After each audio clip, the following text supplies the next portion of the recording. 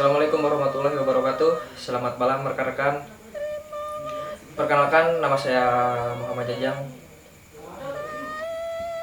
Saya ingin bercerita tentang perjalanan saya dan rekan saya ke sebuah gunung yang ada di Kabupaten Garut. Tepatnya itu Gunung Cikuray yang memiliki ketinggian 2.800-an yang ada di Kabupaten Garut. Kami bertujuh berangkat dari Majalengka menggunakan sepeda motor pada pukul 10 malam dan sampai di Bayongbong itu pukul 1 dini hari. Dari rumah tersebut kami pun keesokan harinya berangkat pagi-pagi jam 8 untuk menuju ke base camp yang ada di Cintanagara dengan durasi 1 jam sampai 1 jam setengah. Dan kami pun tiba di base camp Cintanagara pukul 11 siang. Setelah itu langsung beres-beres, melakukan simaksi, dan setelah semuanya beres kita pun siap-siap untuk melakukan perjalanan dan pendakian. Tapi di sana saya mulai heran kepada dua rekan saya yang biasanya semangat ketika naik gunung dengan mood yang bagus, tetapi waktu itu kedua rekan saya mendadak down dan kehilangan semangatnya sampai batal untuk mengikuti perjalanan. Dengan berat hati saya pun mengizinkan mereka berdua untuk tidak mengikuti, karena kalau dipaksa juga kan percuma. Langsung saja berarti kita cuman berlima yang jadi melakukan pendakian ke Gunung Cikuray. Dan setelah semuanya oke, dirasa oke, peralatan semuanya, kami pun memulai perjalanan pendakian setelah ba'da duhur dengan diantar mobil pick up menuju ke pos 1. Karena jarak dari base camp ke pos 1 itu lumayan terbilang jauh. Setelah sampai di pos 1, kita pun memulai berjalan dan memulai pendakian. Waktu itu trek dan suasana juga masih terbilang baik-baik saja, dan belum ada hal-hal yang ganjal gitu. Dari pos 1 itu ke pos 2 kita berlima melewati dengan masih semangat, terus ya masih baik-baik aja lah. Dan pas di pos 2 itu saya dan berempat kawan saya istirahat, dan waktu itu pukul 2 sore. Dan nggak berlama-lama di pos 2 kami pun mulai melakukan lagi perjalanan karena takut keburu sore dan takut kena malam di perjalanan. Soalnya cuaca juga agak mendung. Terus dari pos ke pos kita lewati, saya sendiri mulai merasa ada yang ganjal, soalnya dari pertama di base camp hingga ke pos 2 dan mau ke pos 3 itu cuman ada rombongan kita aja berlima. Tidak ada sama sekali rombongan dari manapun. Entah mungkin emang mereka udah tahu treknya seperti apa, dan entah bagaimana, saya pun nggak terlalu meributkan soal itu. Mulai dari pos 3 ke pos 4 itu mulai vegetasi udah mulai masuk hutan karena sebelumnya masih perkebunan warga. Dan dari pos 3 itu posisi udah mau maghrib atau sekitar pukul jam 5 lah, jam 5:30, 6. Posisi kami berlima itu tidak ada satu orang pun yang pernah lewat jalur itu dan tidak pernah ada yang tahu treknya seperti apa, terus kondisinya gimana. Kita itu semua baru. Sempat berpikir juga sih kok ini merasa aneh gitu ke trekking ke jalur yang ini. Soalnya benar-benar itu cuman kita berlima dari pagi itu sampai sore, nggak ada pendaki sama sekali pun. Setelah hampir sampai ke pos 3, kita pun berunding dulu untuk antara melanjutkan sampai ke pos 4 atau pos 5 atau buka camp di pos 3. Soalnya posisi waktu itu udah mau gerimis, terus udah mau maghrib juga. Dan salah satu teman saya itu bilang katanya kalau misalkan keburu maghrib kita buka camp aja di pos 3. Oke, semua sepakat dan kita melakukan perjalanan kurang lebih setengah jam dari posisi tadi berunding ke pos 3 dan nggak tahu itu pos 3. Terus pas tiba di salah satu tempat yang agak luas dan ada satu pohon besar, bukan agak luas sih, cuman cukup 2 tenda sampai 3 tenda lah. Itu juga tanahnya udah mulai miring. Jadi pas 2 tenda di sana kita pun nanya apa ini benar pos 3, sebab tidak ada yang tahu. Sempat salah satu kawan saya menghubungi ke pihak base camp untuk memastikan apakah ini di pos 3 dan bisa buka camp di sini. Dengan susah sinyal itu kami berusaha menghubungi ke bawah ke pihak base camp untuk bertanya pos 3 itu. Soalnya saya sendiri merasakan kalau ini tepatnya agak sungil gimana gitu. Soalnya di belakang pohon besar satu, terus benar-benar tertutup sampai akhirnya kita pun mendapat kabar bahwa bisa buka tenda di sana. Dan tanpa lama-lama, takut keburu maghrib dan takut keburu hujan juga, kita berlima pun buka tenda, masak segala macam. Dan anehnya, biasanya anak-anak kalau misalkan ke gunung mana-mana pun sehabis makan pasti ada sesi ngobrolnya juga, ngopi-ngopi, ya bercanda. Cuman pas di sana begitu beres makan dan tidak ada sama sekali pun sesi ngobrol, ngopi lah apa. Yang ada tuh saya sendiri di teras tenda, ngelihat tenda yang satu udah pada tidur, 2 kawan saya di tenda yang saya udah tidur juga. Saya pun di sana mulai, ini kayaknya nggak ada yang nggak beres itu. Dan akhirnya pun saya rokok pun nggak sampai habis tuh, cuman setengahnya langsung udah berasa nggak enak pokoknya.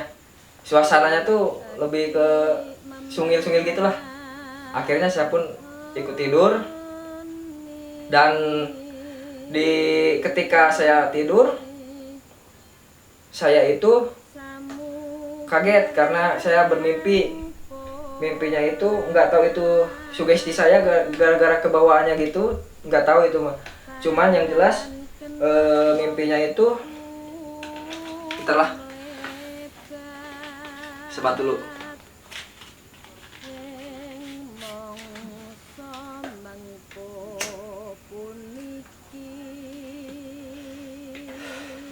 Oke, lanjut.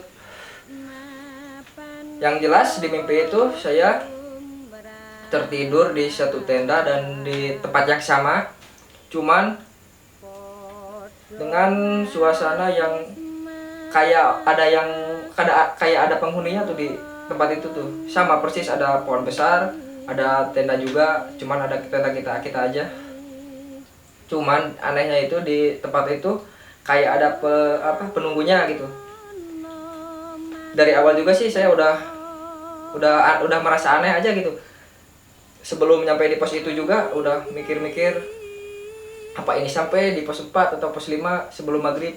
Cuman dengan terpaksa, karena mau dilanjut juga bahaya juga kan kalau misalkan habis maghrib ke sana.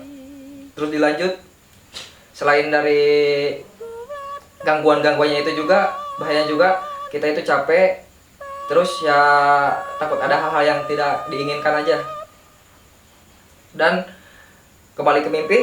Di mimpi itu saya tertidur, cuman di satu pohon yang di belakang itu ada kayak penghuninya gitu, cuman nggak berwujud. Terus saya terbangun tuh karena katanya mau summit katanya mau jam 5, cuman berhubung pas bangun hujan. Jadi summit itu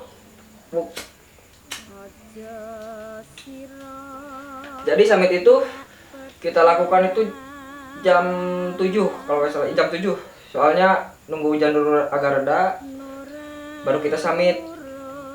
Dan setelah mempersiapkan semuanya, kita pun summit dengan suasana habis hujan tuh kan ada kabut gimana gitu. Summit itu cukup jauh sih dari pos 3 ke puncak itu. Kita mulai jam 7-an sampai puncak itu jam 10 kayaknya, ya 10. Dan di atas pun sama seperti cuaca di bawah tadi di camp, kabut cukup tebal sih, cuman agak ada terbuka. Dan kita pun gak lama-lama sih di puncak juga. Pas udah beres foto-foto, ngopi-ngopi sebentar, kita pun turun karena takut kesorean.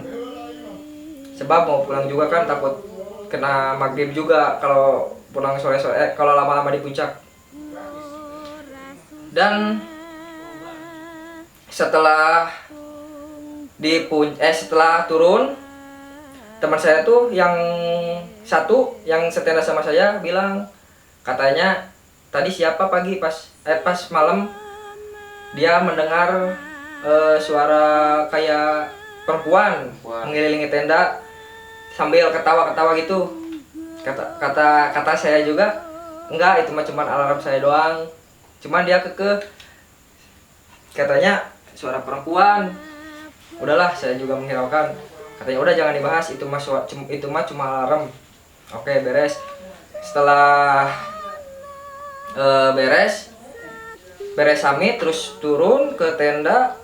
Terus kami pun siap-siap makan, istirahat sebentar, terus kembali packing. Kembali packing itu sekitar pukul 2 sore. Dan setelah semuanya beres, kita pun berencana untuk segera turun.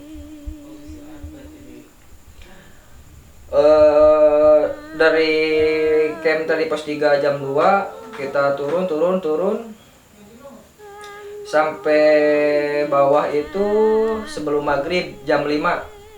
Kami pun langsung dijemput di pos 1 dengan mobil pickup yang tadi kemarin kami kendarai itu. Dijemput terus ke base camp itu maghrib. Dan setelah maghrib itu semuanya mandi, beres-beres juga, ganti pakaian sebab tadi yang tadi kotor. Satu kawan saya itu bilang, katanya pas nggak sengaja ngelihat peraturan di base camp itu, peraturan untuk mendaki Cikuray itu ada salah satunya dilarang memakai pakaian berwarna merah atau membawa peralatan yang berwarna merah. Teman saya kaget tuh, soalnya kami berlima itu memakai baju yang seragam berwarna merah dan ada juga yang membawa peralatan yang berwarna merah. Terus bilang ke saya, katanya, "Jang, itu coba baca." Tapi alhamdulillah kami berlima itu selamat sampai base camp dan sampai rumah. Nah, pas di gali-gali kenapa nggak boleh memakai dan membawa peralatan yang berwarna merah itu, soalnya mitosnya ada salah satu pendaki asal Tangerang yang bernama dari tahun 2009 itu hilang, dan sampai sekarang kabarnya belum ketemu, belum ditemukan. Dan dia itu berpakaian merah, bersweater coklat, yang awalnya mendaki dengan timnya, kalau nggak salah itu sekitaran 10 orang. Dan sedikit cerita itu, katanya pas nanjak itu dia nyusul temennya, soalnya dia sebelumnya sakit, dan dia itu pas nyampe sana juga nginep dulu di salah satu RT setempat, dan diantar juga ke puncaknya juga itu sama orang tersebut untuk menyusul rekan-rekannya. Nah, setelah diantar sampai ke puncak, terus katanya turun.